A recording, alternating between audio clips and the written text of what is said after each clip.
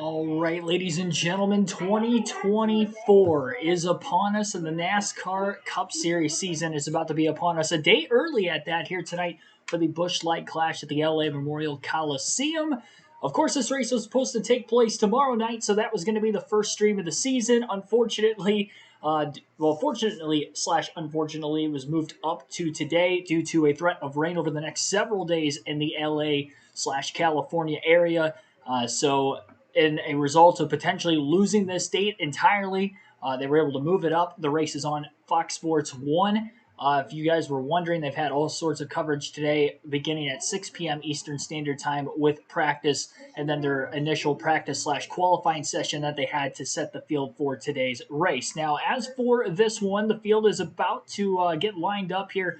As we are just moments away from the drop of the green flag for the NASCAR season, we'll take a look at the starting lineup for today's race. 23 drivers qualified, 36 drivers showed up this weekend. I think originally it was supposed to be a 30 or 32 car main event field, but because of the LCQs getting dashed, each of those were supposed to be 75 laps. The heat races got dashed again. It was just 3 practice sessions, and the final practice session was the qualifying session, which set the starting lineup for this race and decided, of course, who was going to make it and who was not. We'll go over the list of drivers who did make it after we go through the starting grid for this one. So we'll start things off right here on the front row. Denny Hamlin and Joey Logano. Hamlin was one of the quickest in the entirety of the practice sessions from those first 2 groups or first 2 segments as well. He'll be one to look out for today. And the inaugural Busch Clash at the LA Memorial Coliseum winner, Joey Logano, alongside him. Ty Gibbs and Alex Bowman, row 2. Bowman missed this race a season ago, but he's in it this year, looking to potentially win it with a good starting position. Lacked in practice speed, but picked up a ton in qualifying, so he's got a good starting spot.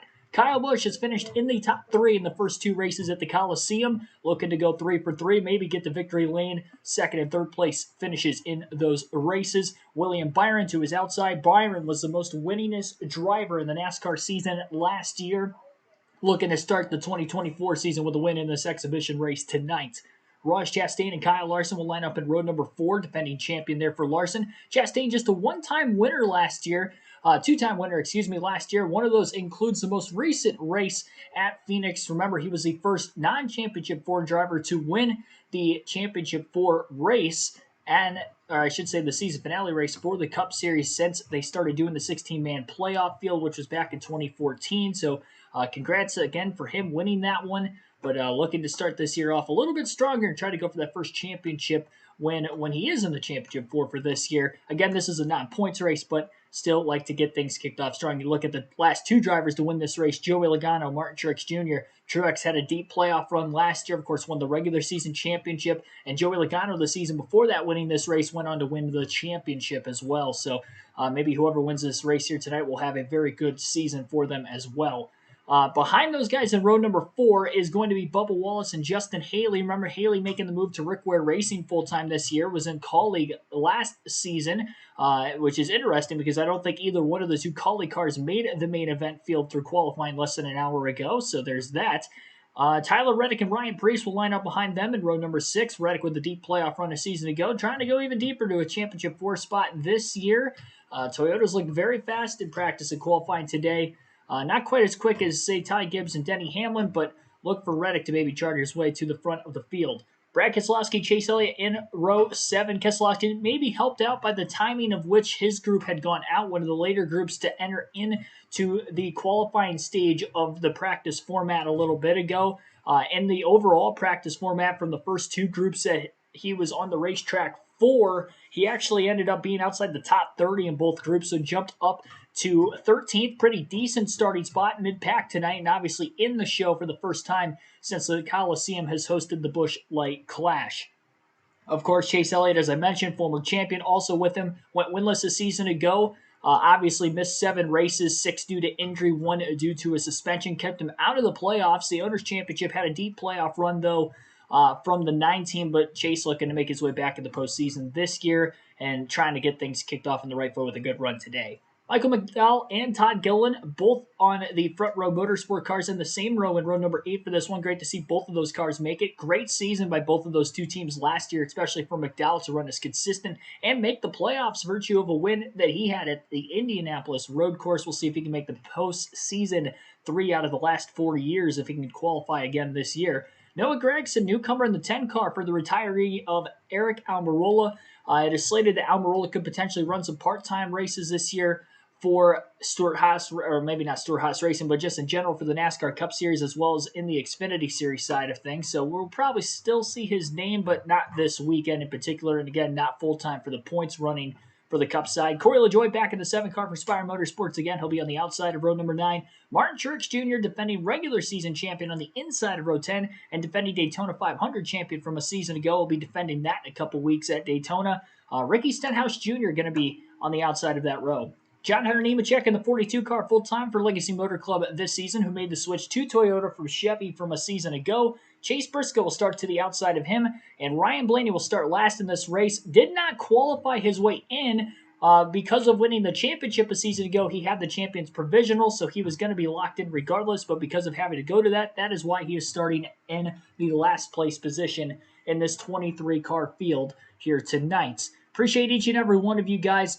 I put a community tab post out a little bit ago, well, I should say a few hours ago now, about 3 or 4 hours ago, kind of stating the circumstance, of course, that we had into the offseason with not streaming any midweek content or really any content at all since championship weekend of last year. For those of you that might have tuned in for the live commentary streams throughout the Phoenix weekend, we were having some issues, or I was having some issues with the potential lagginess of the streams. We tried to run a video game stream that next night after the Championship 4 race for the Cup Series at Phoenix, and I was having even worse issues. I have not had my laptop on really ever since then, and I cranked it up earlier this morning, and it was actually working for some reason.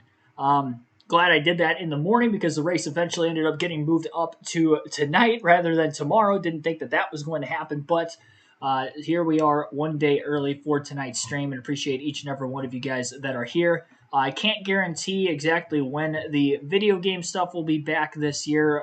Hopefully sooner rather than later, but there's no timetable for that. The hope is obviously to get back going with the live commentary streams, though, in a couple weeks for Speed Weeks at Daytona. We'll take you through qualifying Wednesday night, the dual races, of course, on Thursday. That will set the field for the Daytona 500 on Sunday, and, of course, the Truck Xfinity ARCA races that will be going on Friday, Saturday, and then, of course, the Daytona 500 on Sunday that week as well. So there will be no streams throughout the week this week. Obviously, next weekend is the Super Bowl, no NASCAR again next weekend, and then they will be back at Daytona the following weekend. So that will be the slate of the outlook of the channel here over the next several weeks. Or in several weeks, I should say, we'll be back with the content on the channel. Appreciate everybody that has tuned in here today. You can vote in the chat for who you think will win. The community tab as well. I put that out as well. We post up weekly races for who you think will win both pre-race and during the race. And then going into the week is going to be pre-race. So we can do winners. In fact, a lot of the players in this poll, not necessarily in poll, had Kyle Larson, Ryan Blaney in that poll, or other if you think somebody Chevy on the practice, but I know he was in the top 3. Lights are out to make up the 150. Just like we have seen in the last couple of years. I cannot play the music. Trevor interviews as well. Green flag is in on the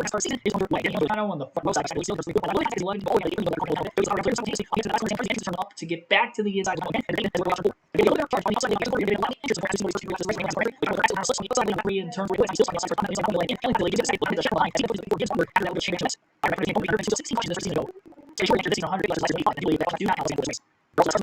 Season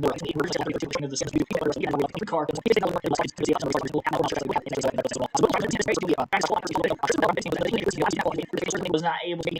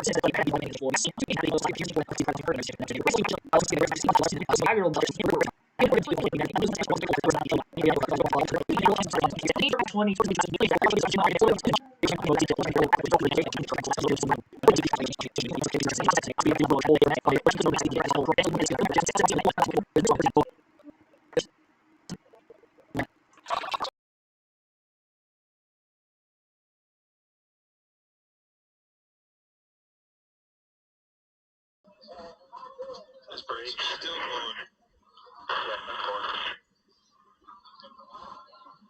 Now remember, only green flag laps count in this race. And watch the red and black car. Yeah, and the way that he made that comment on the radio, Clint, it sounds like the brakes just went out. And a lot of times when the brakes get as hot as they are right now, the fluid will start to boil, and then the next thing you know, you don't have any brake pedal. Brake pedal goes to the floor, and it's over. Something's not right there. That thing shouldn't be that hot still. Well, let's check with Larry Mack and our Toyota cutaway car. Well, we're hearing a lot about brakes. You heard Jamie Little talk about Denny Hamlin being told to adjust the brake bias. This is the brake bias knob that the driver can adjust right there. If he cranks a little more front to it, that will help tighten the car up getting in the corner under braking. If it's tight getting in the corner, he can crank some rear. Now, when he's turning that knob, it's turning this cable that's running a balance bar between the front master cylinder and the rear master cylinder. In and out, but Clint, look how dark it is in there. I know that all looks good in the shop, and you see that brake bias, or was that just me and not being able to see the numbers? Boy, you just set me up. I mean, you gave me a softball there. Them glasses come in handy, don't they, there? Yeah, I had to wear them for a few years. All right, first caution of the night. Todd Gilliland is out of his car. They'll tow it to the infield so we can resume. We listened in on Joey Logano's radio. I'm loose off, but I'm a little tight in the center. I don't know which one I need more of. I need both to compete with those guys. It's turn, but it's got to be like in the center of the corner. If I turn it to one third, I'm loose. So I can't have it there. I need it right here, but then I need drive facing here. Yeah, so as a driver, you split the corner up into thirds. So he's talking about where you turn off the wall and the entry to the corner, that to the end of the first third, you basically just split the corner up into thirds. But he doesn't need it to be looser at the end of that first third. He needs it almost dead center of the corner to just get the car to rotate and get pointed to get up off the corner. Which is a tall order for those guys. That crew chief's got a difficult situation to do. You make the thing roll better in the center, you're loose in, you loose off. February 15th on FS1. Catch a Fox Sports original.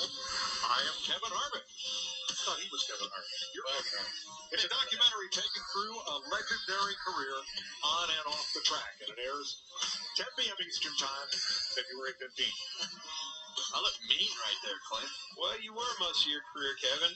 It's just different. See, Mike, you didn't see this side of him. He's much more happy, much more relaxed up here watching this race. You didn't seem very happy last year when we were here. Well, I know when I get done with this particular show here, I can take these headphones off and sit on the counter, and it didn't matter how fast my car ran today. That felt pretty good. You didn't have to throw your helmet on top of the car. Pretty good walking into the garage today, but that's been a fun documentary to shoot, and I think it's got Camry TRD. That thing every year that thing looks more and more like a cup car. Every year, that's all brand new from Toyota.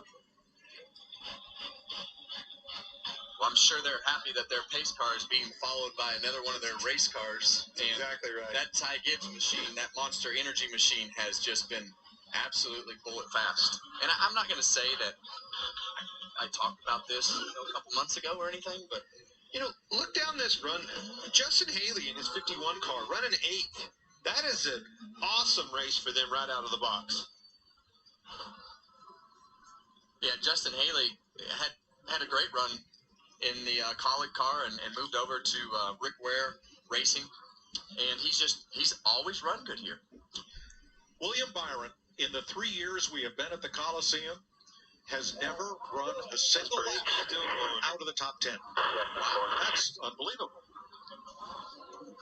Now remember, You all ever the had green a track flag laps that you count in never this ran race. outside of the top 10? Or And never? watch the red and black car.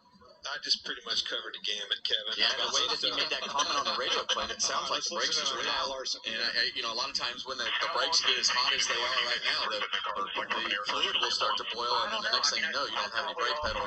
Brake pedal goes to the floor, and it's over. Something's not right there. That thing shouldn't be that hot still. At a huge disadvantage, or I think when this caution come out, this is a break, Kevin. We got time to go here. Just the brake bias. It's going to get interesting. You got to choose to decide. There's going to be somebody who moves up on that outside and goes for it. Only 4 or 5 laps. That's a good That will gamble, help right? tighten the Well, the car choose up is going to be a getting in the big corner under decision, but braking. you If also have it's to tight survive getting in the corner, because he can everybody crank knows. some rear. All right, again, sorry for the audio issues or any sort of lagging issues that we were having there moments ago. We're all good. We will be good to go the rest of the way. I was afraid of that, but I wanted to test it out with my laptop now rather than when we get to speed weeks in a couple weeks to kind of test the waters on exactly what would go down there. So as for this, Ty Gibbs took the race lead away recently, as you heard on the broadcast side of things. I was playing the broadcast all the way through, so you shouldn't have missed any of that. Denny Hamlin started to fade quite a bit as well. He is now back to the 7th place position. We are under caution because Todd Gillen had gone for a spin off the exit of turn 2 towards the middle point of the back straightaway. So that is why we are under our first caution of the race. That took place at lap 71. We are 5 laps away from the competition caution and the halfway mark of this race. So this is the first yellow of the day. It's 7-lap green flag one to start things out. And we will have a 5-lap dash before the halfway point now. Once again, caution laps do not count for tonight's race. Ty Gibbs going to elect the inside lane for row 1 here. Now, Gibbs has never won a NASCAR Cup Series race before. This would not count towards a career wins marker. If he does get the victory, like 4 or 5 exhibition races in his career, with the Clash or the caution. I think he won 1 or 2 of the races. It's the first yellow of the day. It's 7-lap green flag. I think in Japan, he won a couple of those races, dual races at this point, but never won. Once again, caution laps do not count for tonight's race. But Ty Gibbs going to elect the inside lane here tonight for row 1 here. Now, Gibbs has never won a NASCAR Cup Series race before. This would not count to go signal this time by marker because of how small this racetrack is. They have to go 5 exhibition races in his career before they actually get the Clash or the caution. I think he won 1 or 2 of the races. It's going to be the yellow of the day. It's 2-lap mark. I think in Japan, he won a couple of those races. A couple of laps before he finally lost the lead. Once again, caution laps do not count for tonight's race. But Gibbs through the restart zone able to Gibbs inside and launches Logano on the outside. For row 1 here, now Gibbs has never won a NASCAR Cup Series race before. The lead down the backstretch. Logano is clear. Before he does into this racetrack is, they have to go 5 exhibition races in his career. They actually get the Clash after the restart. I think he won 1 or 2 of the races. Yellow of the day. It's 2-lap mark. I think in Japan, Logano's clear over Busch by still a couple of years ago. These 2 were doing this NASCAR tonight's race. But Gibbs through the restart zone to Busch, I should say, was still driving for row 1 here. Gibbs has never won a NASCAR Series his first year with the lead down the backstretch. To go signal this time clear. Before he does into this racetrack, like 4 or 5 exhibition races in his career, they actually get the Clash after the restart. If he won 1 or 2 of the races, Busch will be in contention to win the 2-lap mark. I think in Japan, Logano's clear over Busch by still a couple of years ago. These 2 were doing this race. But Ty Gibbs able to Busch, I should say, was still driving for row 1 here. Gibbs has never won a NASCAR Series his first year with the lead down the backstretch. To go signal this time clear. Before he does into this racetrack, under caution rules again. This is 42 far the restart. Right at about the halfway point. 2-lap mark. I think maybe Japan Logano's clear over Busch by still a caution in this came out. Ty started to Busch, I should say. It looks like he was driving from row 1 here. Gibbs is last year was his first year with the lead down the backstretch. To go signal this time clear. Before he does into this racetrack, under caution rules again. This is 42 far supposed to, but right at about the halfway point. 2 laps still remain maybe Japan Logano's clear over Busch by still caution in this came out. Ty started to clear. Before he does into this racetrack, under caution rules again. This is 42 far supposed to, but right at about the halfway point. 2 laps still remain maybe Japan Logano's clear over Busch by still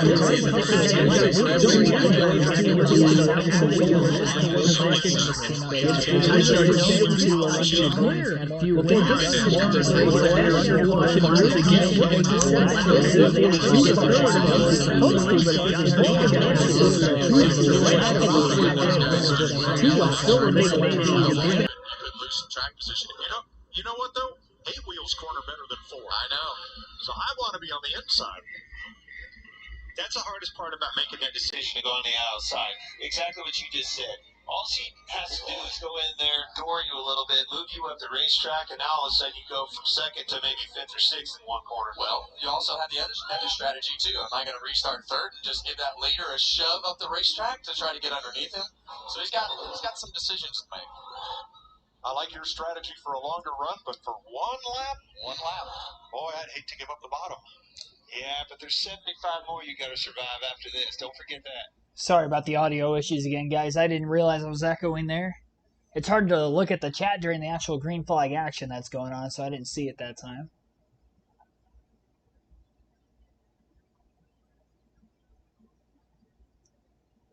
If it's still echoing, then I have zero clue what's going on. Let me know. Apparently there was 2 mics on for some reason. I'm not sure why. So that's probably why you heard the audio doubling. I had to go back into OBS real quick. Don't hear an echo anymore. First stream of the year. Haven't opened up OBS in a couple months, and we're having some issues, so I apologize for that tonight. Thanks for everybody sticking around. Appreciate everybody that has tuned in as well. Telesign TV, Jeff Your 7, Patty Rumby Creations, NASCAR 2311 Cup Series Racing, Billy Kramer, Mike G, Willy Wonka, a lot of others. Welcome to the stream. I haven't shouted anybody out yet, so I apologize for that as well. Terry Lewis, Tyler Burbeck, welcome in. I'll go through some more shout-outs when we get to the halfway break coming up here in a couple of laps. Well, 1 lap, really. 1 green flag lap is all we have to complete, and then we will get to the halfway mark. So we've had 2 cautions, both in the last 5 laps. We'll get another one here shortly. A little green-white checker to the halfway mark. Again, no points, no money on the line here, but money's on the line at the end of the night, but not so much right now. Still looking for that good starting position for segment number 2. Green flag back in the air. Logano on the inside of the front row this time, not the outside, which he had gotten to the lead on that last restart. Washes Kyle Busch wide, 3 wide for second. Larson trying to fill the gap on the bottom underneath the 54 and the 8. He's going to door them both up out of the way. Busch barely keeps it off the wall. Byron trying to get by Busch as well. Joey Logano is going to win this first segment. Larson comes off the bottom lane. Gibbs trying to get the spot back, but the caution is out as every lead lap car has finally crossed the start-finish line to end segment number 1. So Joey Logano is going to win the segment. Kyle Larson from the inside of row number 2, I do believe, or actually inside of row 3, was able to get from 5th to 2nd on that restart. And he will more than likely be on the front row when we begin the final 75 laps in about 20 or so odd minutes. Ty Gibbs ends up 3rd behind Larson and Logano. William Byron 4th. Kyle Busch 5th. Denny Hamlin 6th. Bubba Wallace 7th. Alex Bowman 8th. Tyler Reddick 9th. Ross Chastain rounds out the top 10. 11th place for Martin Truex Jr., Justin Haley 12th, Chase Elliott 13th, Ryan Brees 14th, Ryan Blaney 15th, Michael McDowell 16th, Brad Keselowski 17th, Corey LaJoie 18th, Chase Briscoe in 19th. He's the last car in the lead lap. 20th place for Ricky Stenhouse Jr., John Hunter Nemechek 21st, Noah Gragson 22nd, Todd Gilliland 23rd, and I believe Gilliland is actually out of the race as he has scored 7 laps down right now. Again, caution laps don't count, so it was kind of hard to tell for sure if he was out, but I do believe he is out. Noah Gragson might be out as well. Scored 3 laps down. And the only 2 cars that are 1 lap down, Stenhouse and, again, Nemechek. LaJoie did get the free pass with the second to last caution, so that means that Ricky Stenhouse Jr. will get the free pass with this caution flag, and we will have 20 cars on the lead lap for the final 75 laps of the race.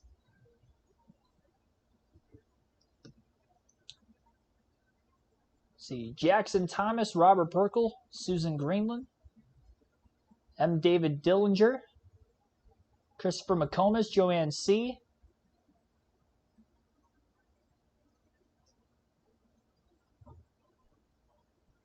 Ashton G., Patrick Shadley, and the Horny Ram. Thanks for tuning in.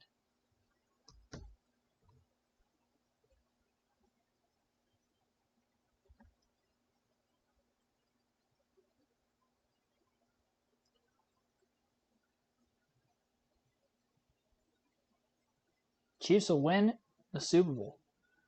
Taylor has too much money to put into the NFL. She should automatically partake in the Super Bowl halftime show next week, knowing that she's already going to be there. Imagine having a musical act in the grandstands for the Super Bowl but not actually performing at halftime. Of that caliber, too. You're going to have like a more popular, higher caliber musical act in the suites or in the stands than what you would on the actual field during halftime. We did lose out on some numbers watching the stream with the small audio issue. It was a big issue. The audio issue in general that we ended up having there a little bit ago. So, again, we are all good to go now. We don't have to worry about any other issues filming the rest of the way. Using a different laptop from what I started the stream on the old one. I was testing some stuff out. First stream of the year.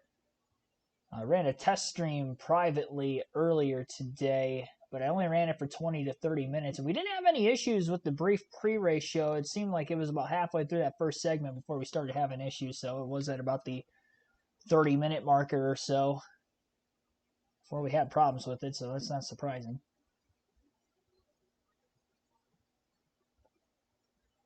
So Joey Logano wins the first segment after starting second overall in this race, and Denny Hamlin, who was the pole sitter, had fallen back to sixth. Hamlin has still led the most laps in this race, 48 laps led for Denny, 21 laps led for his teammate Ty Gibbs, 6 laps led for Logano all late in the segment. And it's scoring Keselowski leading 1 lap, but that is not the case. I'm not sure why he is up there. So he has not led a lap. We've only had 3 different drivers lead. And we've had 5 lead changes amongst those 3 drivers.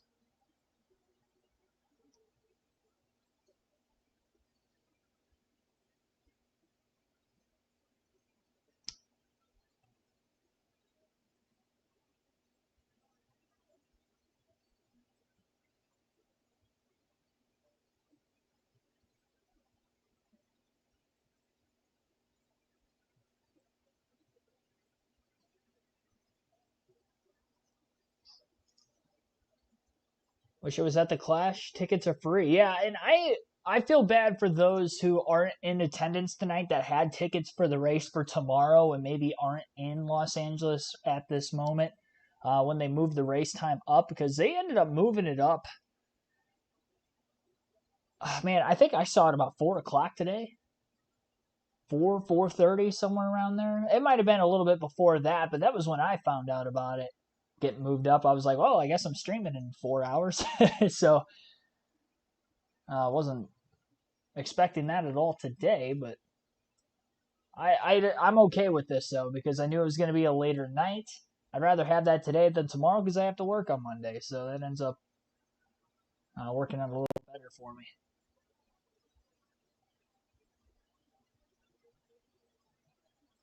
So this isn't the actual short track package in full that we are going to be seeing the rest of the season. It's kind of a modified version of it. For the most part, it's last year's package. The only difference is you're not seeing as much shifting tonight with the gear ratio change. I couldn't tell you exactly what that entails, other than the fact that the ratios are longer. So on a shorter track like this, especially with it being the shortest track in NASCAR, you're not going to see hardly any shifting going on like you would have on the short tracks through most of last season.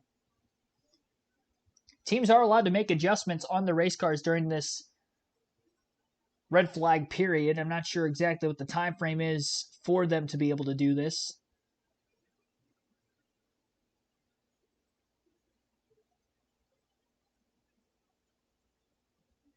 I would assume it's probably about 5 to 10 minutes like it would be for an all-star race or for any other exhibition race.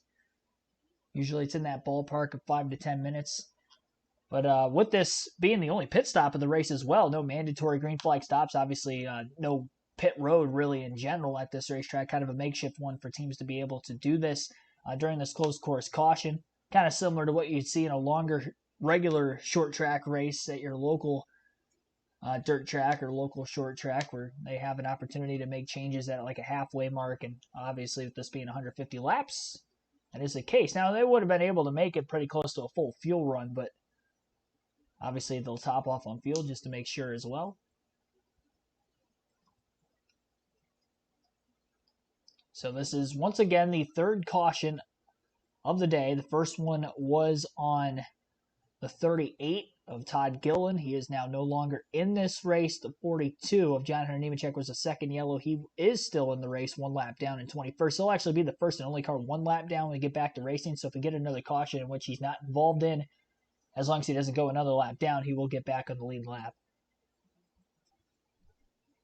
While we are in the midst of this commercial break / halfway break, and obviously with this being the first stream, the first race of the season, going to go through all of the roster changes, the driver changes in the NASCAR Cup Series for entering this season. And obviously when we get to the Daytona 500 qualifying session, we can go more in depth with this on that Wednesday night in another week and a half. But Kevin Harvick obviously retiring. He is in the Fox booth. You got to listen to him a little bit during the race. I'll still play some of the broadcast for you. Not only for tonight, but obviously the rest of the season here and there throughout the course of the stream. So you'll get to hear him periodically throughout the course of the first half of the year. Eric Almirola obviously retired as well, and that's why Noah Gragson is now taking over in the 10 car for him. Justin Haley went from the 31 at Colleague Racing to the 51 at Rick Ware Racing full-time there in that ride. Daniel Hemrick takes over the 31 in replacement of Justin Haley. Hemrick will be running full-time for Colleague in that car this season. Hemrick unfortunately did not qualify for this main event here tonight. Jonathan Nemechek, who did qualify for the main event, is in his first full-time season in the 42 for Legacy Motor Club. He is in his second full-time season in the Cup Series, though, as remember a few years ago in 2020, he actually ran the 38 car for Front Row Motorsports for a full season. That was technically his rookie campaign. As for the other roster changes, AJ Allmendinger also no longer at least full-time in the NASCAR Cup Series. He is going to be running full-time in the Xfinity Series once again, as we had seen prior to last year. He will be running here and there in the Cup Series. I think he's supposed to try for the Daytona 500 next week, but AJ is not going to be in the Cup Series for full-time. We'll see him throughout the course of the season on a periodic basis. Carson Hocevar moving from trucks to Cup. No Xfinity Series full-time racing for him. He'll be in the 77 car full-time for Spire Motorsports this year, replacing Ty Dillon. I mentioned already Gragson filling in for the 10. Kaz Grala will drive approximately 25 races in the 15 car for Rick Ware Racing, so that will be an entry in which we will see part-time drivers run in, kind of like we did last year with both Rick Ware entries. Only Haley is full-time this season. I'm sure we'll probably see some other regular faces for maybe the last couple of years that would run, like J.J. Yaley. Maybe Cody Ware comes back. I know he's been reinstated. So we'll see if we'll see any of those two and maybe even other drivers in that 15 car throughout the course of the season. I think Jensen Button ran the road course races for him last year. That might be the case for some of them again this year as well. Josh Williams is also going to be in the Cup Series on a part-time basis. That will be the 16 ride. Not sure exactly who will be driving the rest of those races. I know AJ Allmendinger is going to be running the 16, but we may see some other drivers do that as well. I know a couple of seasons ago we saw like 3 or 4 different drivers run the 16. I don't know if that will be the case again. No exact amount of races have been announced for Josh Williams that I know of, like we did see with Kaz Grala in the 15 car. But again, Josh Williams in the 16, and he was in that car for this weekend's event. He was actually the first driver to not make his way through the qualifying portion of the night into the main event. So Josh Williams, unfortunately, just got bumped out as Ryan Blaney took the Champions Provisional that we have seen for the Busch Clash over the last couple of years at the Coliseum. If Blaney would have qualified his way in on time, then the Champions Provisional just would have went to the next highest driver in the point standings from a season ago. So if Blaney would have qualified in and knocked out Briscoe, then Christopher Bell would have gotten the Provisional, as he was the only of the Championship 4 drivers that did not qualify for the main event tonight. So that is an update on the driver lineup changes for the NASCAR Cup Series this season. We'll go through the other series when we get into Speed Weeks, of course, in a couple of weeks. We'll go through more of those driver changes on an individual basis as well when we have the live stream for the NASCAR Cup Series Daytona 500 qualifying. That will be the next live commentary stream for you guys. Not this Wednesday because, again, NASCAR's off for this week through the next weekend.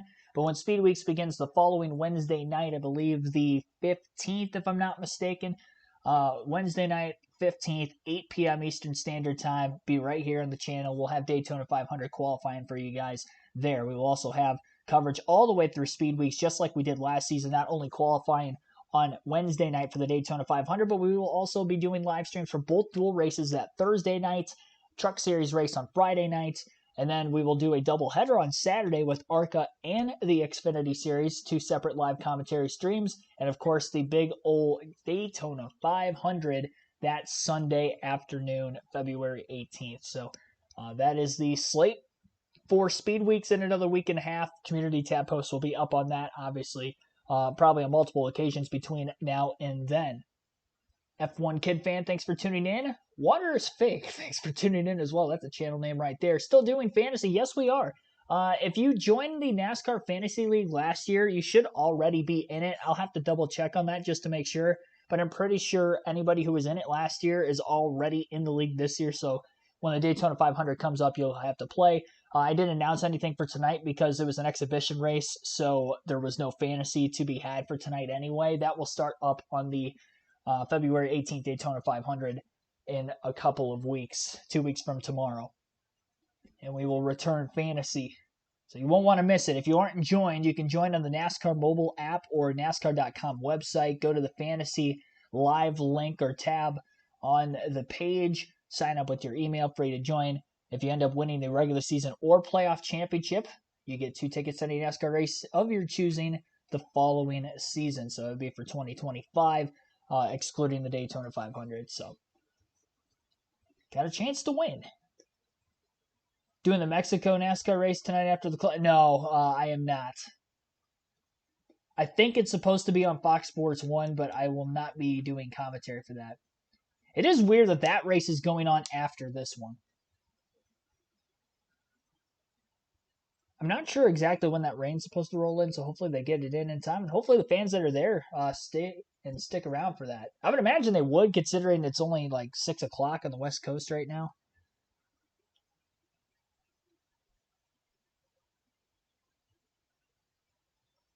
I'm not sure how many laps that race is either.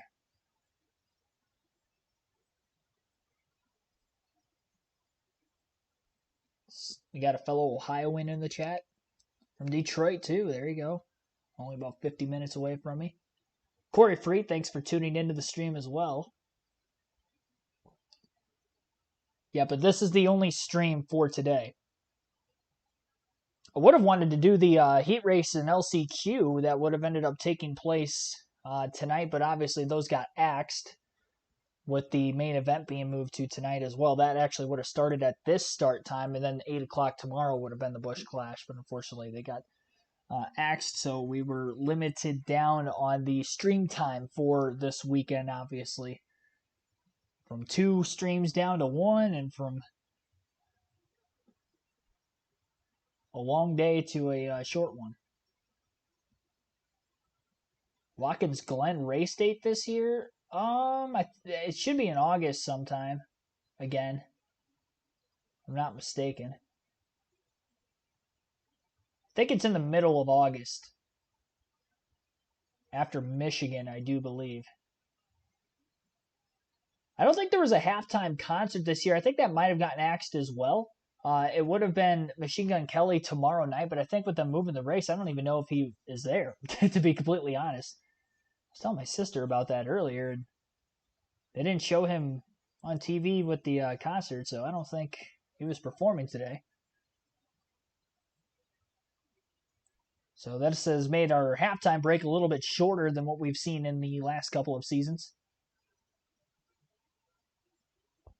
Sean Larson going from 5th to 2nd on just that one lap restart we had, using the bumper to get to the inside of Ty Gibbs. And not really a lot of contact door to door like I initially thought. It just seemed like Gibbs went wide in the middle lane, got into Busch, hung on each other, and allowed for Larson to clear pretty cleanly through the bottom lane.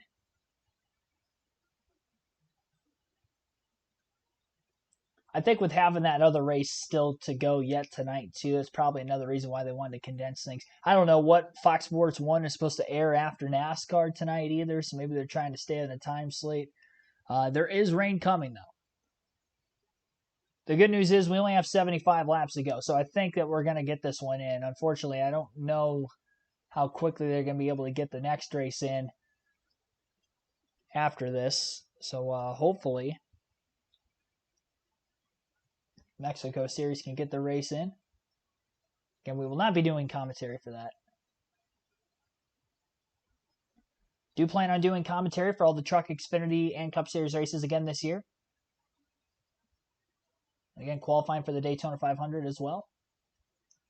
And rain's coming, but it's not there, and I think we'll be okay.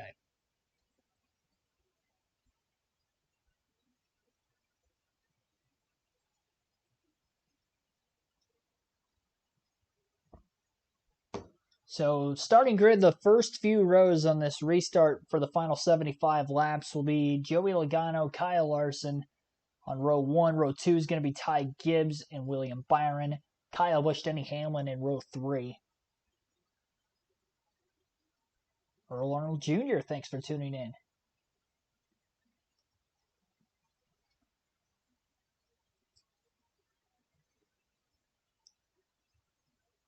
Commentary for the Super Bowl? No, I don't plan on it. Not a football channel.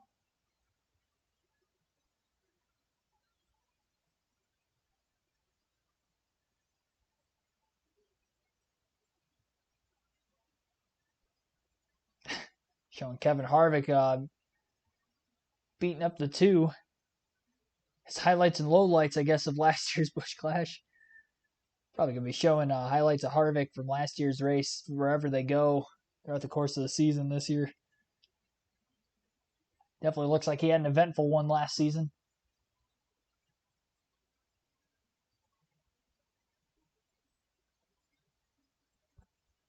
Asked about the Glen because I'm going to New York to visit a friend.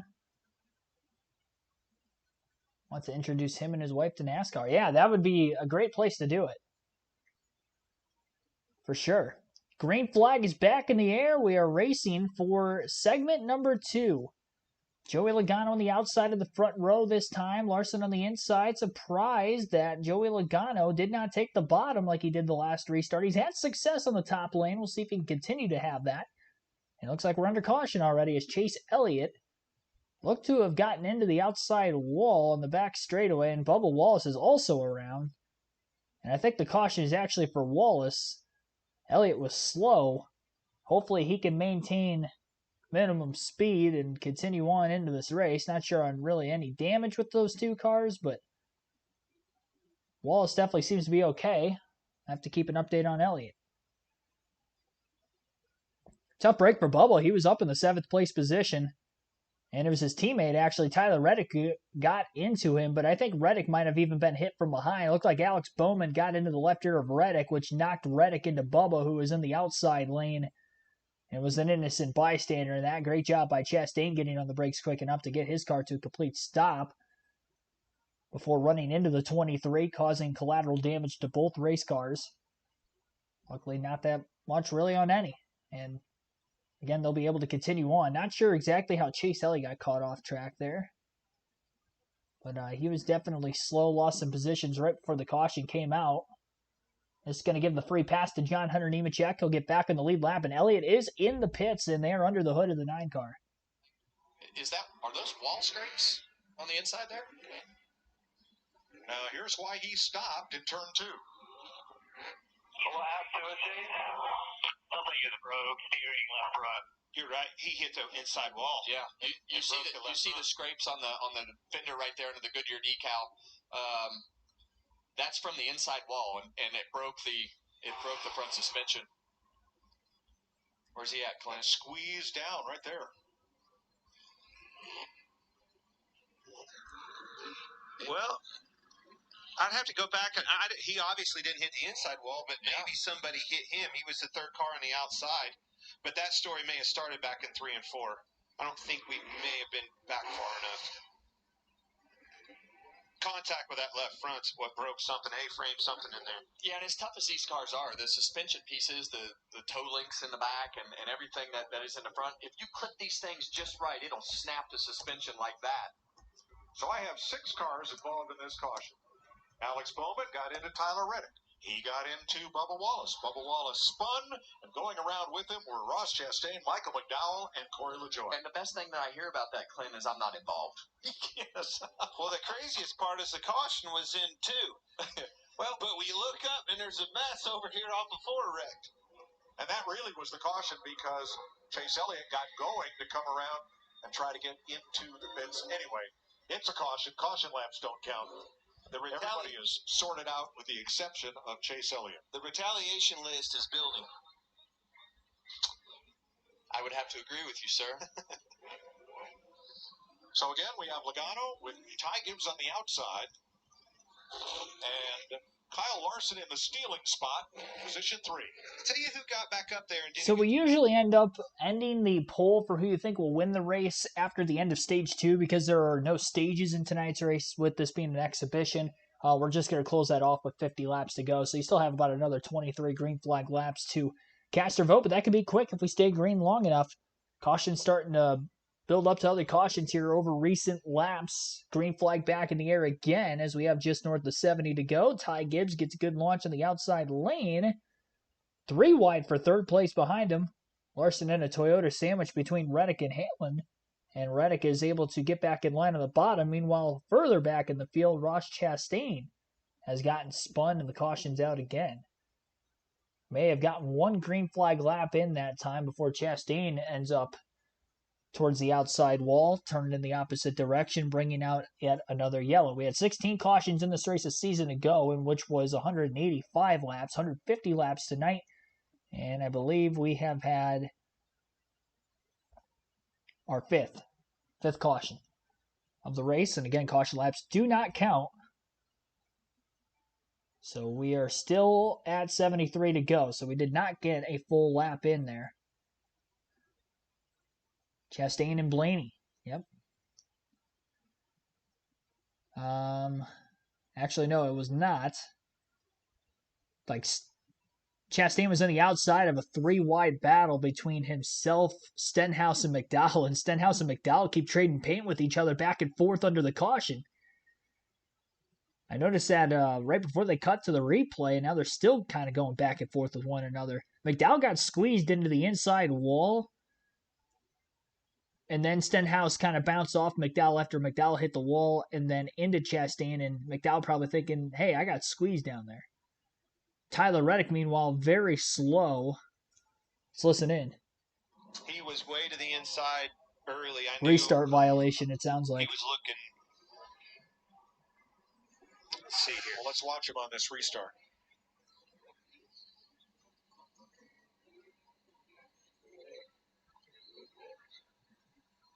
Yeah, that's what it was. Yeah, and the rule is you're not supposed to pull out of line. Whether you're beside the guy or not doesn't really matter. If you pull out of that line before you get to the start-finish line, that's a penalty. And that's a big penalty for him. That cost him. He was in position.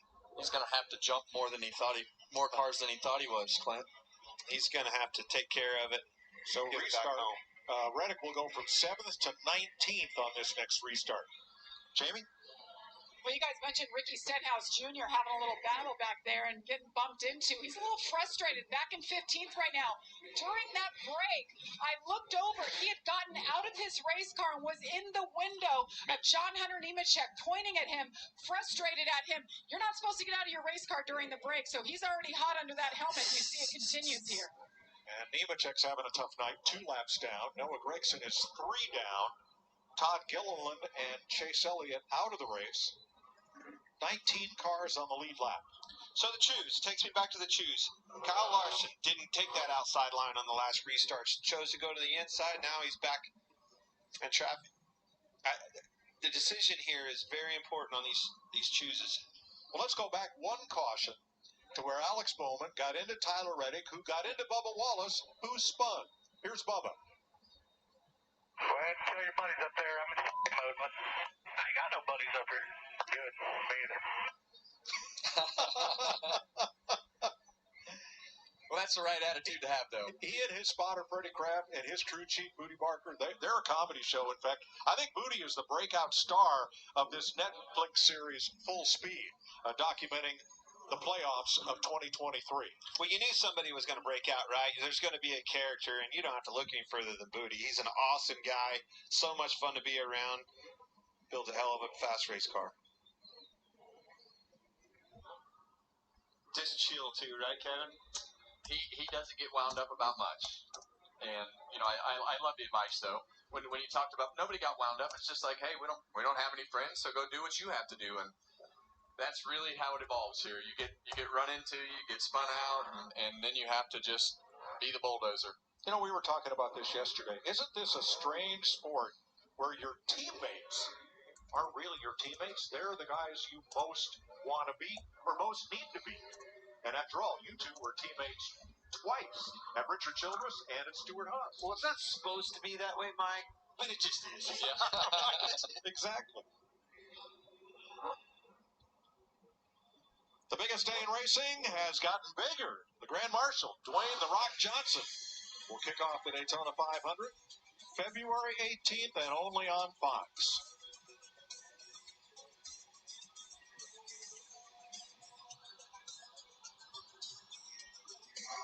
But first, we have to settle the Busch Light Clash at the Coliseum. And now they're lined up double file. Ty Gibbs, Joey Logano, Denny Hamlin, William Byron, Kyle Larson, Kyle Busch, Alex Bowman, Martin Truex. Let's see if you got. Well, there you have it. Gibbs on the inside of the front row. Logano taking the outside again. Gibbs a control car on this restart. Green flag back in the air. Big wheel spin by Denny Hamlin on the inside of row 2. Loses some ground. Logano tried to squeeze in line between the 54 and the 11. Didn't happen. Hamlin sliding the tires again off turn 4. And now Logano's clear. Hamlin gives the bumper to the 22. They both go up the racetrack, and Larson's going to move to the inside up the 3rd. 3 wide as Byron got shuffled. Probably the worst out of line. Big lockup now by the 41. Got it in the back of the 11 car, but not as hard as it looked like he could have.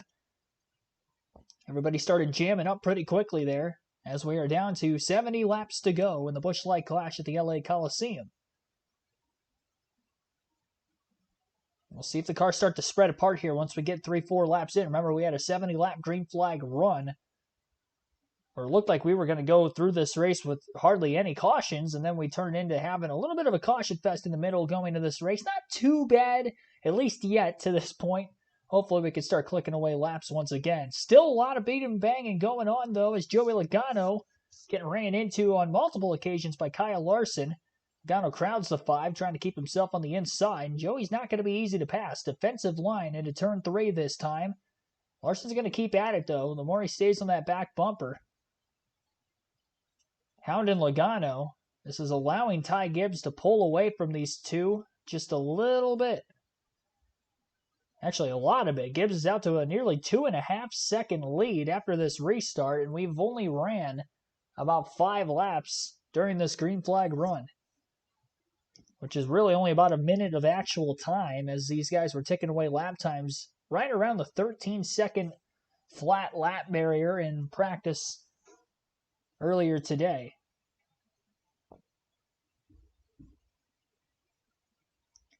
Ryan Preece, Denny Hamlin door to door. Hamlin's kind of flown forward and backwards through the top probably 8 positions throughout the course of this race. Started up towards the front and kind of being in the way once he gets outside the top couple on this restart.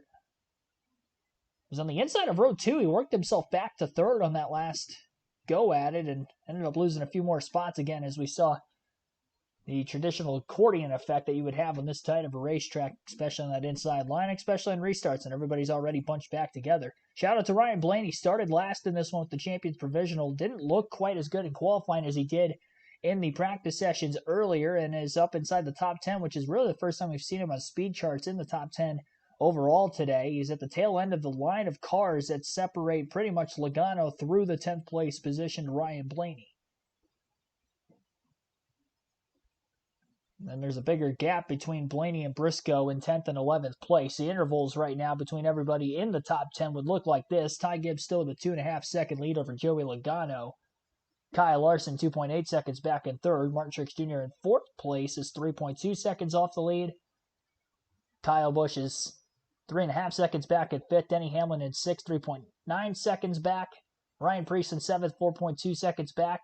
4.5 seconds off the lead is William Byron in 8th. Ryan Blaney now up to 9th, 5.2 seconds back, passing Alex Bowman, who is now back to 10th place, and Bowman is 5.7 seconds off the lead. 8th place, rather.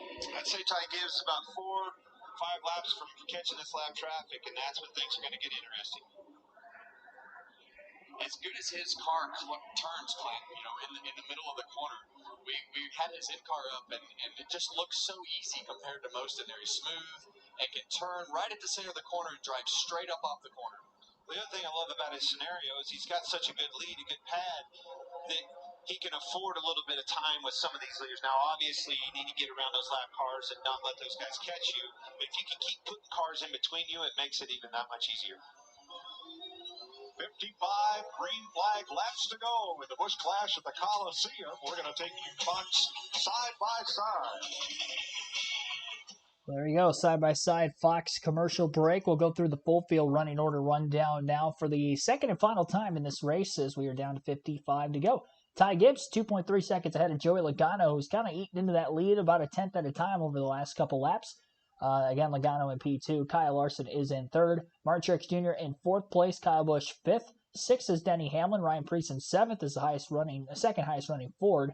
William Byron in 8th, Ryan Blaney 9th, Alex Bowman rounds out the top 10. Briscoe closing the gap on 10th place in 11th. Bubba Wallace back up to 12th after spinning not that long ago. Same for Chastain, right behind him in 13th, also went for a spin recently. Justin Haley has fallen outside the top 10 back to 14th. Brad Keselowski's hovered around 15th for most of the night, runs there currently. Ricky Stenhouse Jr. is 16th. Tyler Reddick has fallen back to 17th after a restart line violation on the second to last restart that we had.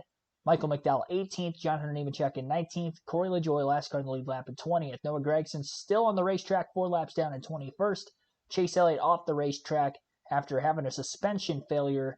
He will finish 22nd. Todd Gilliland 23rd. I believe had a toe link failure and is out of the race as well. So 2 cars out of the race out of the main event field of 23 cars. Again, 36 showed up for the weekend, but obviously cutting the field down a little bit more than what we originally were expecting.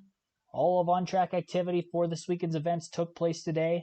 Moved up a day from what was supposed to be the main event tomorrow night, but obviously with the inclement weather for this weekend in the California, really the whole state of California, going to be going through some flooding, a lot of rain they're supposed to get over the next 4 or 5 days or so. They were not going to be able to get this race in a reasonable time frame, so they moved it up a day, and I think with it being not only an exhibition race, but also having a weekend where there's no truck or Xfinity cars at the track, it allowed for the flexibility of the scheduling to change like it did, moving the race up a day, because you probably wouldn't see that at all throughout the regular season. I think fans online are probably like, oh, why don't they do this for every other race? It looks like it's going to rain. Well, because you have, truck practice, truck qualifying, truck race on Saturday, along with, sometimes Xfinity qualifying race and everything that takes place, Cup qualifying practice. There's just no time to get all 3 series to race in the same day on a Saturday, so they can't really do that during the season. But obviously, even if it was just a 2 series, it'd be very difficult to do that through the season, everything that has to take place. But in this circumstance, really the only kind of a circumstance where you'd be able to see this happen. I don't remember it, ever a time, at least in my lifetime, that I can remember a NASCAR race getting moved up a day. I remember multiple occasions maybe getting moved up an hour or 2 start time-wise, but not up a full day like we saw just really a handful of hours before the start of the actual event tonight. Ty Gibbs about to catch the 10 of Gragson once again. I would imagine Gragson has his hands full with his race car one way or another, whether it's an actual mechanical issue or not, but he is many, many laps down in a race where we haven't really seen many cars get lapped, and he is about to be 4 laps down. Now, a lot of that is because he's going a lap down as well as a couple other cars, and then we get a caution, and he's not in the free pass position, and so he ends up, staying where he's at, and he's the first car to go a lap down in the traffic again the following time because he's the only one that isn't 1 lap down, and then he loses another lap, caution comes out. So he's kind of had that for the reasoning of why he has lost as many laps on the racetrack as he has. Ryan Blaney passed William Byron during the commercial break. Chase Briscoe also breaking into the top 10 tonight. The Bubba Wallace back up there in 10th place. Ryan Preece, Alex Bowman are starting to move backwards a little bit on this green flag run. So Blaney from last to 7th. Obviously won at Martinsville late last season, so the short track, just like this, may play into his favor. He was pretty much between 11th and 15th for most of the practice sessions that went on earlier. The reason why he didn't qualify as well, in fact, really the entire last group didn't qualify well, as the temperature was dropping on the racetrack, and It was feeding into some tighter handling conditions for the last group of cars, which Blaney, Chase Elliott, Christopher Bell were in. Bell obviously missed the show. It's a tough break for Bell because he was in the top 10 in practice pretty much all day prior to the qualifying session of practice that they had, which was a 4-minute session with 6 cars in 6 separate groups. And your fastest time of that group timed in your qualifying lap, kind of similar to what you would see on a road course where you'd have groups of 5 or 6 cars go out at a time, but don't usually see it on a short track. It was kind of fun to watch that kind of style of qualifying play out. Unfortunately, though, with the track conditions changing ever so much, it seemed like the very first group and the very last group didn't really pan out too well for a lot of those guys. In fact, Chase Briscoe was the only car in the first group to qualify his way in on time, and he had the very last qualifying spot in 22nd. Joey Logano slowly eating into that lead again. Denny Hamlin has also gained his way back up to third place, but there's a nearly 2.5 second gap between second and third, and Logano, who was 2.5 seconds off the lead as he didn't get going well in that restart, was playing a defensive line. Larson was getting into him quite a bit. Now all of a sudden Joey Logano is only 1.9 seconds off the lead on Ty Gibbs, and that last lap, Gibbs obviously dealing with lap traffic maybe a little more than Logano as well, but Logano nearly 2/10 quicker. And that lap, he was 3/10 quicker, and the lead's down to 1.1 seconds all of a sudden. 14.1, that last lap for Ty Gibbs. In fact, every driver in the top 11 faster than Gibbs that last lap. A lot of lap traffic for him. There's 2 lap cars specifically between the 54 and 22, but Logano's closing in. We're down to just 29 to go. Same traffic, but he won't have as much trouble. He finally laid the bumper to him. He was nice about it, gingerly, but nonetheless, it was effective and went on. It's a good pass. 28 laps to go. Ty Gibbs in command with almost a 2-second lead over Joey Logano, but more importantly, 3 lap cars separating the 2 leaders.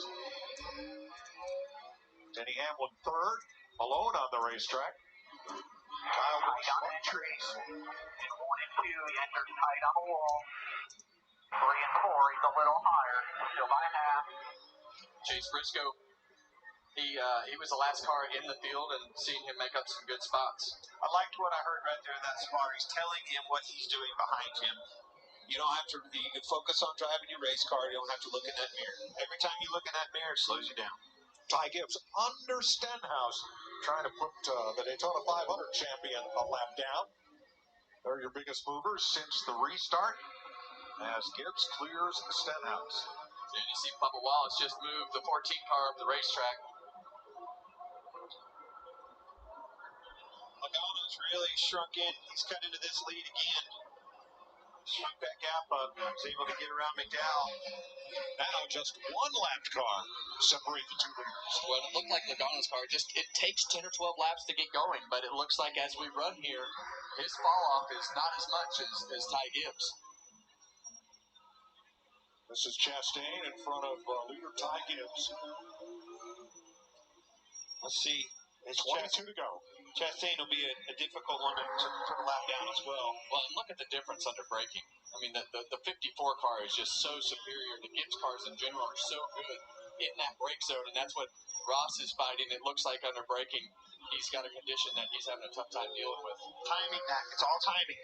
Make sure you time it to catch him and make that pass in his weak spot. Now right in front of them. Right with you.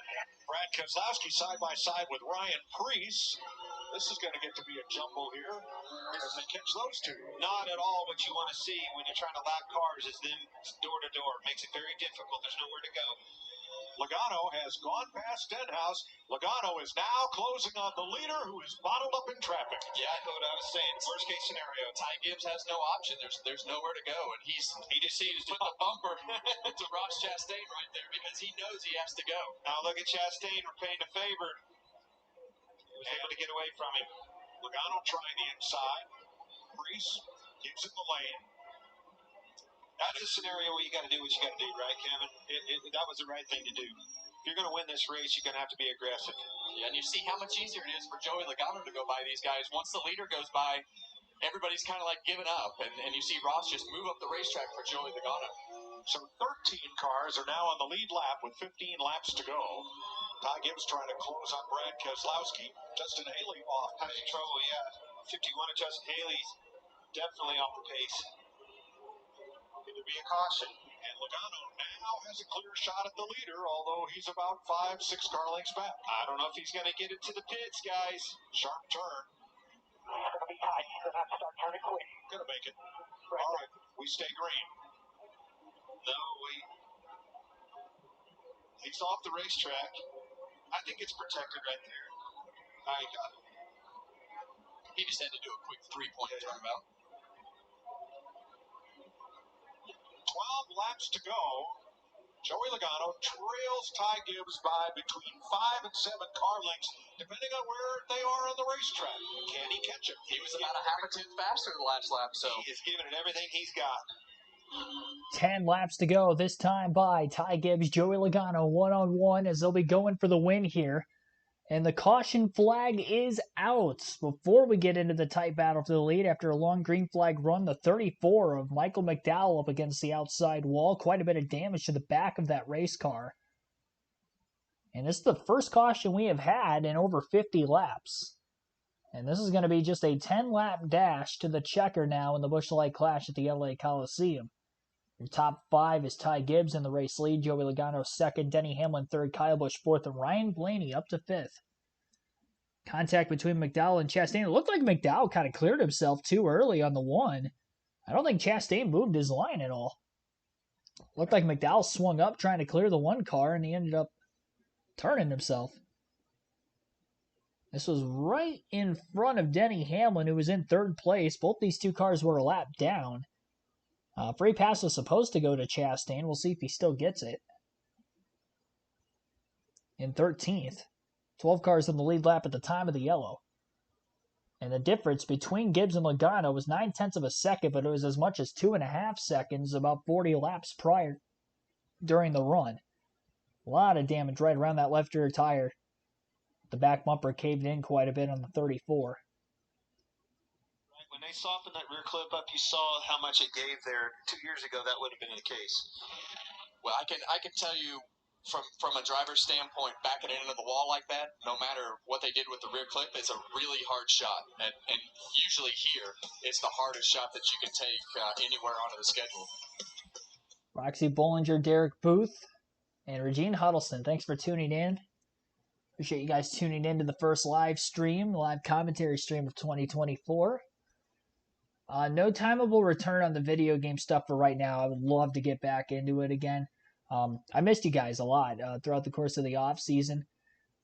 Glad I'm back, at least for the live commentary streams for the next, really the foreseeable future. So hopefully we can turn that into the daily streams again. But gotta get the finances checked out there before I can get the laptop that I need. I'm actually using my sister's right now. I was using my old one at the start of the stream, which is why we had the audio issues. Probably 20 to 30 minutes in, but I had this on a backup ready to go, so it was a quick little 5-minute or less transition to get this up and running. I'm glad most of you have tuned back in once again. Kyle Sharp as well, welcome into the stream. Down to just 10 laps to go under caution. Again, caution laps do not count, so we have to run 10 green flag laps. This could take all night. We never know, but needless to say, I think this is going to be a thrilling finish here to this one.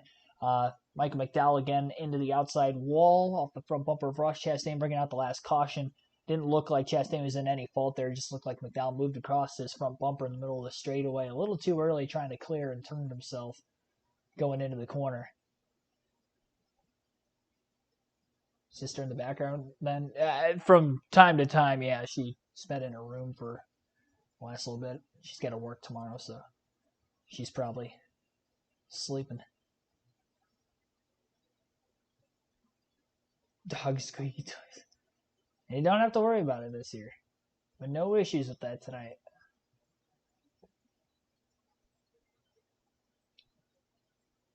Next race be Daytona. Yes, it will.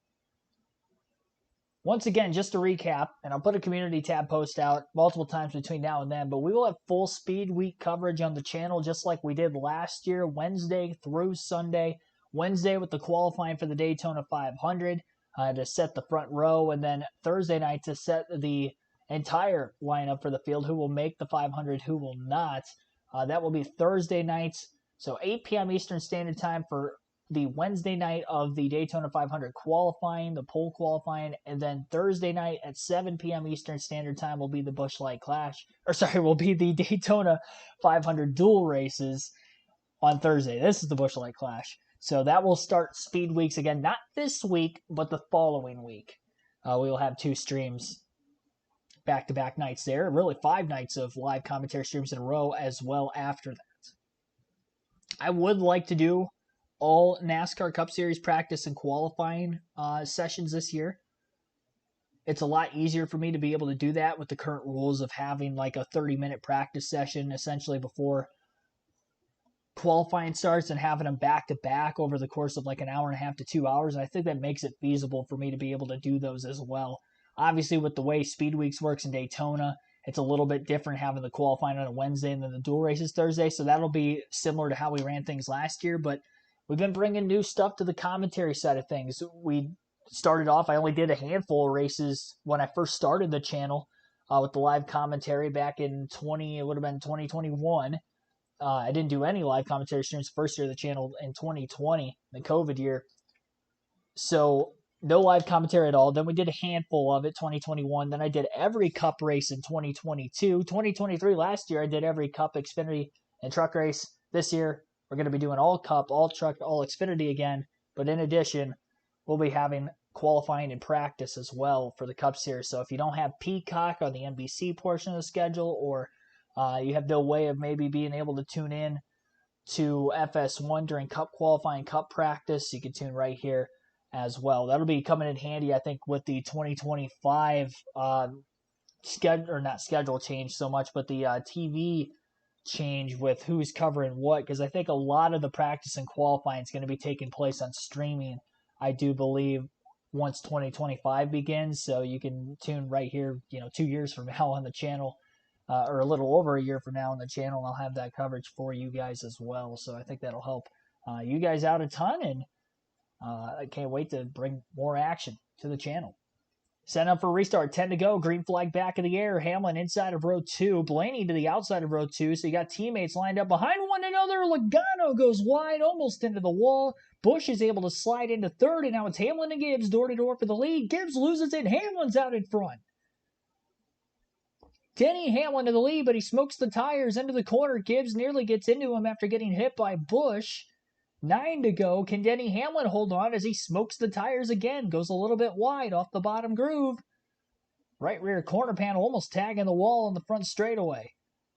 Will we stay green to the end of this thing as well? 0.3 of a second difference between Hamlin and Gibbs. Hamlin goes from third to first on the restart. Logano from second place all the way back to sixth. And Ryan Blaney, who is in fourth, remains in fourth. Gibbs gets to the bumper of Hamlin, and he moves him, but can't stay to his inside all the way down the backstretch, and I'm sure he's going to try to move him again, but the more they beat and bang, the more comes Kyle Busch and Ryan Blaney from behind. 6 laps to go. Gibbs locks the tires up, trying to get to Hamlin. Hamlin left a little bit of the bottom open, gets a better drive off than Gibbs, off turn 2. Hamlin locks the front tires up. Everybody's locking tires up. Overdriving the cars. On this very tricky quarter-mile racetrack, Hamlin overdriving the corner again. He gives up too much bottom. Locking the tires. Will they hold up to the end? Will he potentially wheel hop it, allowing for Gibbs to get all the way underneath? Now Gibbs slides the tires into the next corner, and Hamlin pulls away. Busch to the inside of Gibbs for second. Busch needs to act quickly if he wants a chance to get to Hamlin. And Blaney's going to keep his nose right behind Busch to not allow Gibbs to get back down to the bottom. The slide from Gibbs has taken a little bit of pressure off Denny Hamlin as he continues to walk away. Kyle Busch up to second place. Does he have anything for the 11? We're down to 2 to go, and he's about a second back. It's going to be difficult. Ryan Blaney up to P3. Hamlin will not catch any lap traffic. Slid the tires a little bit into the turn 3 entry. 1 lap to go, sponsored by Credit One Bank. Denny Hamlin about 3 car lengths ahead. A caution is out as Ty Gibbs is spun. We are on the final lap, I do believe, when the caution flag came out. But again, every lap needs to be ran under green. So we're going to have a 1-lap dash for the win. Again, exhibition race kind of similar to the 2020, not 2020, the 2022 All-Star race when we had a caution in the final lap there.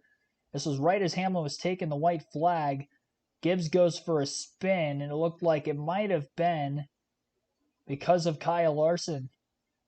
Larson gets into Gibbs, and it's very well possible that Wallace could have gotten into Larson as well. Tough to tell from that camera angle for sure. Looked like Byron clipped Gibbs' car as he went to pass by him as well.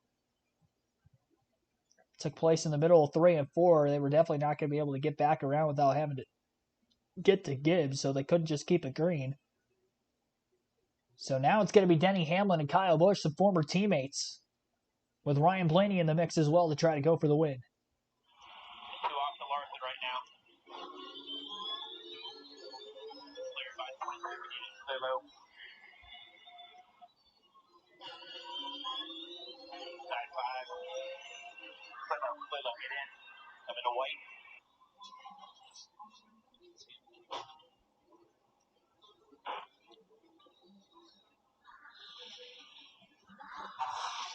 Early on, Ty Gibbs had the fastest car. There's the Monster Energy cam. And we're going to green, white, checker. All right, Kevin, walk me through this. We see Denny Hamlin cannot keep this car under him getting into the corner. Keeps locking that left front up. I know that. Kyle Busch has seen that. Kyle Busch is a champion of this sport. I'm probably not going to pick on that outside of that car. Well, I think you have to be nervous if you're Denny Hamlin because of the way that left front tire is sliding. You know he's going up the racetrack, so third place might be the place to be right now. I really think it's going to be the right choice. Move there on the inside, let him make a mistake, slide up the racetrack, and take that inside line. How's the view from up here? The view is great because I know when I leave, like I said earlier, I'm going to take this headset off, and nobody's going to be mad at me. I'm going to tell you, the opposite. I want to be in that 8 car right now. I like my chances. I think you're right. Now, starting now on FS2 is Big East basketball. Xavier at DePaul. And that game will finish here on FS1 right after the conclusion of the Busch Light Clash. I'm not driving, and I'm nervous. Is this normal? Yes, it happens all the time. See Ryan Priest getting a free pass?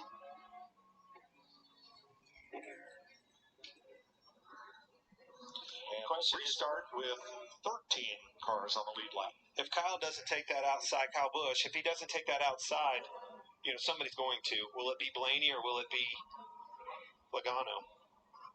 Have we seen anyone restart second and get into turn 3 with the lead tonight? Not since early in the race. Joey Logano took the lead from the 54 car earlier, but we know that 11 car is going up the racetrack. So it's a matter of how far he goes up the racetrack and what happens after that. Rolls first, all right, so you're Denny Hamlin. You know that you're having trouble. That's your weak spot, so you got to back up the corner. You cannot overdrive that corner because that thing is going to lock up. And sometimes that makes it worse, Clint, because you just don't get in there and load that tire up. It's a fine line. Well, and also gives them So Hamlin takes the inside row 1. We kind of figure that Kyle Busch, who was in second, will actually take the inside of row 2. So look for him to try to squeeze potentially 3 wide under Hamlin, or just try to move Denny Hamlin up out of the groove. Ryan Blaney has restarted in the outside of row 1 here. He was initially third, but he'll be on the front row this time by. And we will see if the defending champion can try to go really 3 in a row if you think about it. I know he didn't win the Phoenix race last season, but he won the championship, and obviously he won the race before that at Martinsville, and now here he is with a shot to win the Busch Light Clash. So great runs for Blaney here on these flatter racetracks, as we saw from Ford really all the first 2 years with the next-gen car. They have a new body on that car as well as the Toyotas, and Blaney showing out here after starting last, has gotten up to third, and now he's going to be on the front row for the restart. Kyle Larson will also be towards the front of the field here. He'll be on the outside of row 2, and Joey Logano, who was on the front row the last restart, is now back to 5th place inside of row 3. Through the restart zone, green flag back in the air. Denny Hamlin gets the launch needed. Can he stick the corner? He goes wide. Kyle Busch is going to close the gap on him.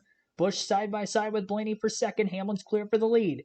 Hamlin going to lock the tires up again into the corner. Blaney gets freight trained on the outside. He's going to fall back to third. Busch is nearly clear into turn 1. Hamlin slides the tires again. Can Busch get to Denny Hamlin? He's got one more corner to do it. 2 car lengths nearly is the gap on corner entry. He's not going to get there in one corner. And Denny Hamlin will win the Busch Light Clash at the LA Coliseum back-to-back in this race for Joe Gibbs Racing. And Hamlin from the pole, with a little bit of moving forward and backward through the field, is still going to find a way to get the win to start 2024. 0.6 of a second was the margin of victory for Denny Hamlin over Kyle Busch. Busch ends up second, Ryan Blaney third, Joey Logano fourth, Kyle Larson rounds out the top 5.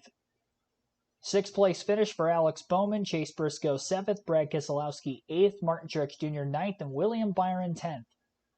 Ryan Preece in 11th, Bubba Wallace was the last car in the lead lap in 12th, Tyler Reddick 13th, John Hunter Nemechek 14th, Ross Chastain 15th. 16th place for Ricky Stenhouse Jr., 17th for Corey LaJoie, Ty Gibbs 18th, Michael McDowell in 19th was 2 laps down, Noah Gragson 4 laps down in 20th. 3 cars DNF today. Justin Haley will finish 21st, 22nd for Chase Elliott, and 23rd for Todd Gilliland. And that concluded our 151 lap race. Went into overtime there by 1 lap with a 2-lap green-white checker finish. On the final lap, the caution flag had came out.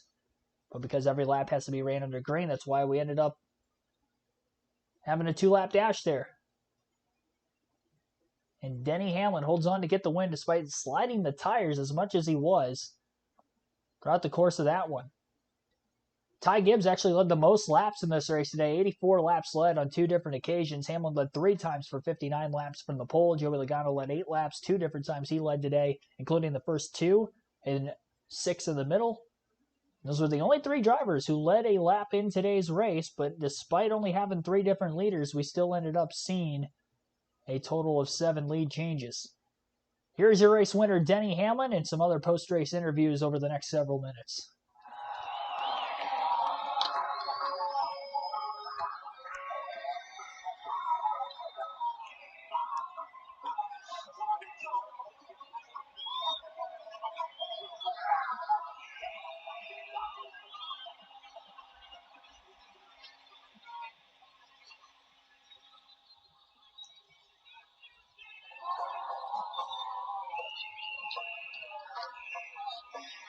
Yeah. Jamie Little. And Denny Hamlin, we're just in a smoke show down here. That was impressive. Denny, you were so confident in this car. You got the pole earlier, but then you slipped back a little bit. How did you fight your way back and take the lead with 10 laps to go and then hold off your teammate and pass him? Yeah, a lot of it was just what happened in front of me, right, with the 54 and 22, and you just never know what was going to happen there, but I got a really good run off of turn 2 and just got position and was able to hang on from there. So it's so chaotic, the restarts, with everyone just bumping and banging, but it feels great to win here in LA. Denny, I know you had shoulder surgery in the offseason, so there's question marks coming in. Then you get the big win to kick the season off. What does this mean to you and the team and just starting the year this way? It's just a great momentum boost. It doesn't do much more than that, but clean off all the trophies every January 1st in the entryway of the house, and now we get to add one pretty quick. So really happy about that. Congratulations. Denny Hamlin is your Clash winner. He has something to say, I think. You know I beat your favorite driver again, right?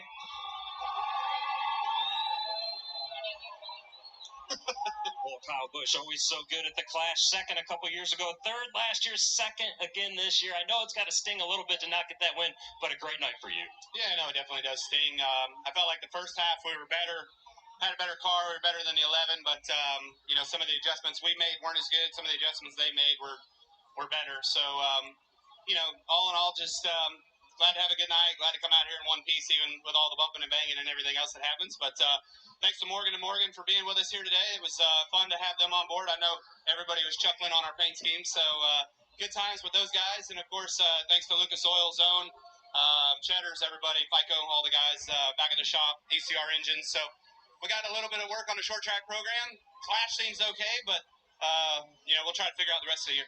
See you at Daytona, Kyle. Thanks. Thanks, Regan. Denny Hamlin wins the Clash. Kyle Busch, Ryan Blaney from last to first. Joey Logano fourth, and Kyle Larson rounds out the top 5. Alex Bowman, Chase Briscoe, Brad Keselowski in his first LA Clash feature, Martin Truex, William Byron, the top 10, Ryan Preece, and Bubba Wallace all end up on the lead lap. What a night.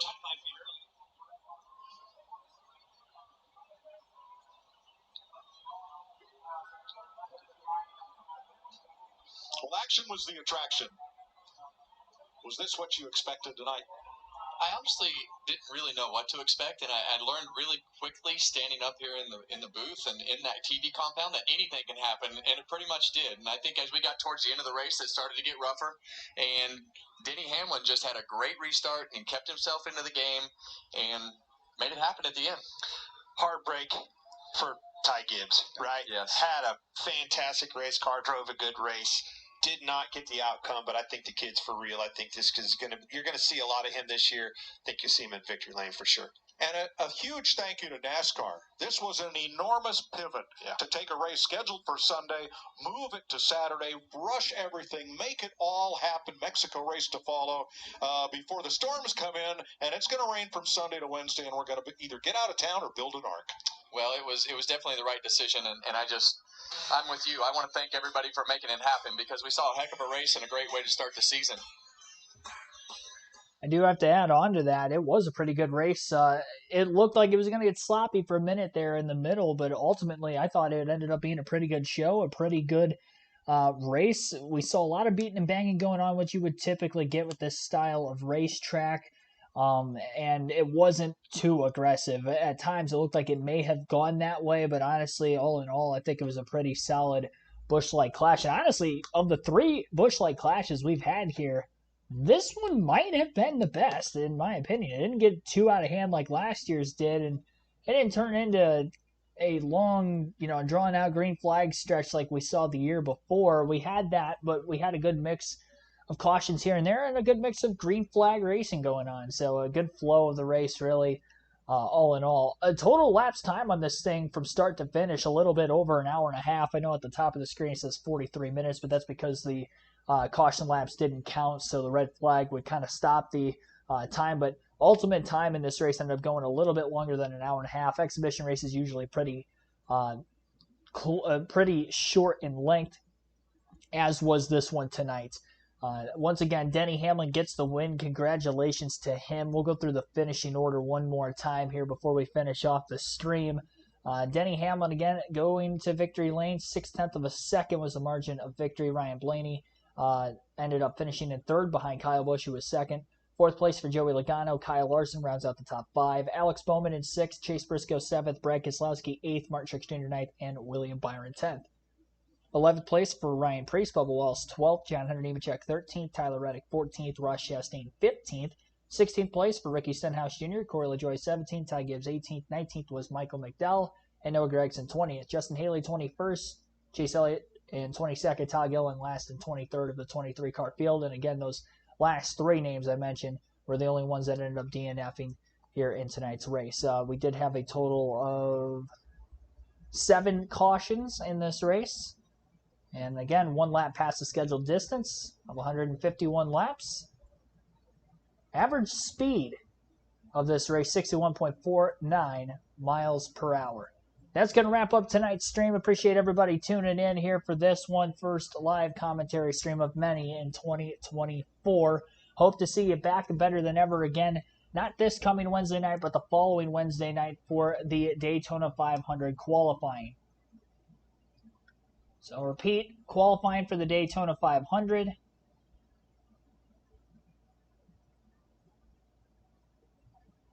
Make sure we get off the screen. Qualifying for the Daytona 500 will begin at 8 p.m. Eastern Standard Time, Wednesday, February 15th. So mark your calendars. Wednesday, February 15th will be the Daytona 500 qualifying stream. We will have live commentary on that Thursday after that for the dual races at Daytona to set the actual starting lineup for the Daytona 500. The qualifying only sets the front row for the 500, and then the dual races set the rest of the field. As for Friday through Sunday, Friday night will be the Truck Series race. And then a doubleheader on Saturday with the ARCA and Xfinity Series races. I think Shane Van Gisbergen going to be running that ARCA race, see how he does on a super speedway for the first time in his stock car racing career.